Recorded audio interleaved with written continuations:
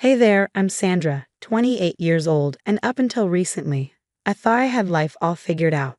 I manage a high-end electronics store downtown, and I was living what I thought was my best life with my husband, Michael, in our cozy apartment.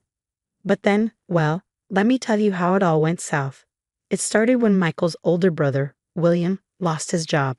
Michael, being the soft-hearted guy he is, suggested William stay with us just for a few weeks. I wasn't thrilled, but I tried to be supportive. I mean, family scambling, right? It'll only be a little while, Michael said, giving me those puppy dog eyes. He just needs to get back on his feet. I sighed, already feeling a bit uneasy. Fine, but he needs to pull his weight around here. Fast forward a month and William was still camped out on our couch, making zero effort to find a job. Our apartment felt smaller by the day, and the tension, well, you could cut it with a knife. One morning, as I was getting ready for work, I tripped over one of William's discarded pizza boxes. For crying out loud, William, I muttered. Michael poked his head out of the bathroom, toothbrush in hand. What's wrong, babe? I gestured at the mess. Does this look okay to you? Your brothers turned our living room into a landfill. Michael looked uncomfortable, shrugging. He's going through a rough patch. We just need to be patient. Patient. I was about to lose it, but I bit my tongue and headed to work, grateful for the escape. At the store, my boss Angela noticed my mood. You look like you could use a coffee, Sandra. Everything all right? I forced a smile. Just some family stuff, nothing I can't handle. My colleague Jason chimed in. Family drama. Do tell. I laughed, appreciating the distraction. Maybe later. Let's focus on those new product launches, yeah? As I was setting up a display, Mr. Oliver, our stern HR manager, approached me. Sandra, a moment. My heart skipped a beat. Did I do something wrong? No need to look so worried, he said, noticing my expression. I just wanted to remind you about our employee discount policy. It's a valuable benefit, but remember it's strictly for personal use only. I nodded, relieved. Absolutely, Mr. Oliver. I always play by the rules. Later that night, I met my best friend Lisa for drinks. I desperately needed to vent. Lisa, I'm at my wit's end. William's been with us for a month, and all he's done is raid our fridge and leave a trail of mess everywhere. Lisa frowned. That's not right. Have you talked to Michael about it? I nodded, frustrated. He just keeps making excuses for William. I don't know how much longer I can take this. You need to put your foot down, Lisa advised. It's your home too, you know. I knew she was right, but the thought of confronting Michael and William made my stomach churn. As I headed home, I braced myself for another evening of tension and dirty dishes. Little did I know, this was just the tip of the iceberg. The next Monday at work, I decided to check my employee account. Something didn't feel right, and when I opened the recent purchases, my heart nearly stopped. A 75-inch TV, 3 high-end gaming laptops, all charged to my employee discount. I felt sick to my stomach as I scrolled through the purchases, seeing a shipping address I'd never heard of. There was only one explanation. William. He must have somehow gotten hold of my discount code. That evening, I confronted him in our living room. Care to explain these? I shoved the printout of purchases in his face. William barely looked up from his phone. Oh yeah, thanks for letting me use your discount. Got some sweet deals. Letting you? I never said you could use my employee discount. I was practically shouting now. He rolled his eyes. Chill out, Sandra. You said I could use it that one time, remember? It's not a big deal. Not a big deal? This could cost me my job. Michael walked in, looking concerned. What's going on? I turned to him, hoping for support. Your brother's been using my employee discount without permission. He's jeopardizing my job. To my disbelief, Michael frowned at me. Come on, I'm sure it's just a misunderstanding. William wouldn't do that. I couldn't believe what I was hearing. Are you kidding me? You're taking his side. I'm not taking sides, Michael said, but his tone said otherwise. Maybe you did tell him he could use it and forgot. I felt like I was losing my mind. I'd never forget something as serious as giving out my discount code. This was my career on the line. The argument went on for hours, with William playing the victim and Michael defending him. That night, I went to bed feeling utterly alone in my own home. The next day at work, my worst fear came true. Mr. Oliver called me into his office, his expression grave. Sandra, we've noticed some unusual activity on your employee account. Care to explain? My heart pounded so loudly I could barely hear myself speak. Mr. Oliver, I can explain. It wasn't me, it was. He held up a hand, cutting me off. We take these matters very seriously, Sandra. There will be a full investigation. Until then, I suggest you refrain from using your discount privileges. I nodded, feeling numb as I left his office. Angela, my boss, pulled me aside. Sandra, what's going on? I overheard your conversation with Mr. Oliver. I broke down and told her everything. Her face grew more concerned with every word. Oh, Sandra, she said softly, you need to understand how serious this is. If the investigation doesn't go in your favor, you could be terminated.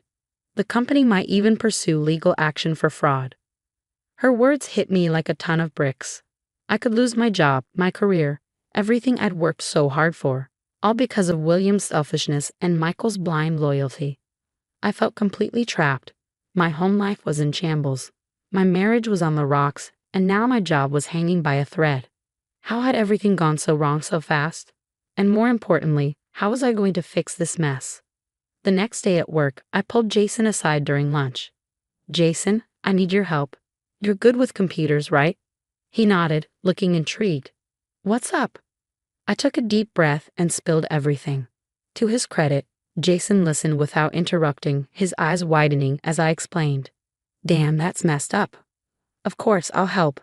Let's do some digging. Over the next few days, Jason and I worked tirelessly, scouring online marketplaces and tracing the items purchased with my discount. It didn't take long to find William's reselling accounts. Look at this, Jason said, pointing at his screen. These accounts go back years. Your brother-in-law has been running scams like this for a while. I felt a mixture of vindication and disgust. That snake. I bet he's done this to other people too. But I need more concrete evidence. That night, I set my phone to record and confronted William again. William, I know you used my employee discount without permission. I want you to admit it. He scoffed, unaware he was being recorded. Whatever, Sandra. Yeah, I used your discount. So what? It's not like you were using it. You had no right to do that. You've put my job at risk. Not my problem, he sneered. Maybe you should have thought about that before you gave me the code. I never gave you the code. You stole it, I replied, furious. William just shrugged and walked away. I stopped the recording, my hands shaking with anger. The next day, while William was out, I searched his room. In his email, I found messages to Michael, painting me as the bad guy and manipulating him into taking his side. I forwarded them to myself, feeling sick but determined. That evening, I called Lisa. I can't stay here anymore. Can I crash at your place for a while? Of course, honey. Come over right now. I'll help you pack. As we loaded my suitcase into Lisa's car, Michael came home. Sandra, what's going on? Where are you going? I couldn't even look at him. I'm staying with Lisa for a while. I need some space to think. He tried to speak, but I cut him off. No, Michael. You chose your side, now I'm choosing mine. At Lisa's apartment, I finally felt like I could breathe. She hugged me tightly. You're doing the right thing. Have you thought about legal action? I nodded. I have a friend from college who was a lawyer. I'm meeting her tomorrow. The next day, I met with Sarah, my lawyer friend. She listened carefully to my story and examined the evidence I'd gathered. Sandra, you've got a strong case here, not just against William, but potentially against the company if they try to terminate you unfairly. For the first time in weeks, I felt a glimmer of hope. So what should I do? Keep gathering evidence. Don't confront William or Michael again. And stay professional at work. Buy time if you can, but don't do anything that could be seen as obstructing their investigation. Back at work, the atmosphere was tense. Mr. Oliver called me in for another meeting. Sandra, our investigation is ongoing. We're going to need to see your personal financial records. I took a deep breath, remembering Sarah's advice. I understand, Mr. Oliver. I'm fully cooperating with the investigation, but I'd like to request a few days to get those records in order. Is that all right? He nodded, slightly surprised by my calm demeanor. Of course. Please have them ready by Friday. As I left his office, I saw Angela watching me with concern. I gave her a small, determined smile. I was walking a tightrope, but I wasn't going to fall. Not this time. William had messed with the wrong person, and I was going to make sure he faced the consequences. Friday morning, I walked into Mr. Oliver's office with my head held high and a folder full of evidence. Angela was there too, looking nervous but supportive. Mr. Oliver, Angela, before we proceed with the investigation, there's something you need to see. I laid out everything. The recordings, the emails, the online reselling accounts.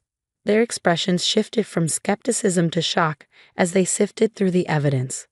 Sandra, this is quite something, Mr. Oliver said, his usual stern demeanor softened. Why didn't you come to us earlier? I needed to be sure.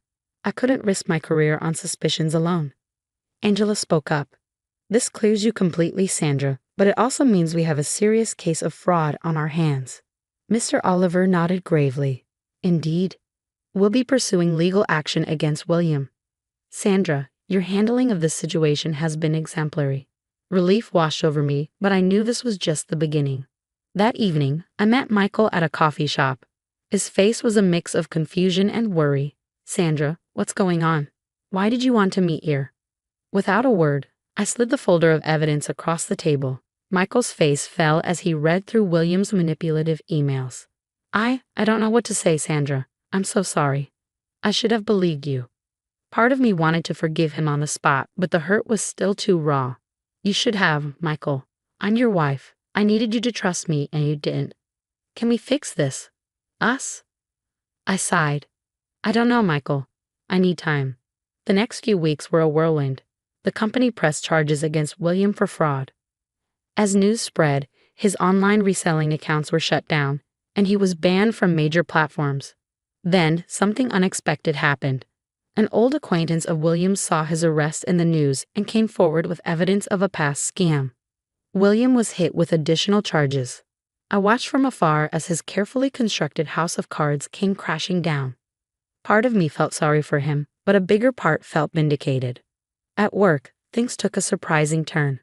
Mr. Oliver called me into his office again, but this time with good news. Sandra, in light of recent events and your exceptional handling of a difficult situation, we'd like to offer you a promotion. How does regional manager sound? I was speechless. Thank you, Mr. Oliver. I'd be honored. As I settled into my new role and my new apartment, I reflected on everything that had happened. The betrayal, the struggle, the vindication. It had all taught me valuable lessons of self-respect and setting boundaries, even with family. Michael and I were talking again, slowly rebuilding trust. Whether we fully reconcile, only time would tell, but I knew one thing for sure. I was stronger now, more successful, and free from toxic influences. Looking out the window of my new office, I felt a sense of peace wash over me. The road had been tough, but I'd come out on top. Whatever challenges lay ahead, I knew I was ready to face them head on.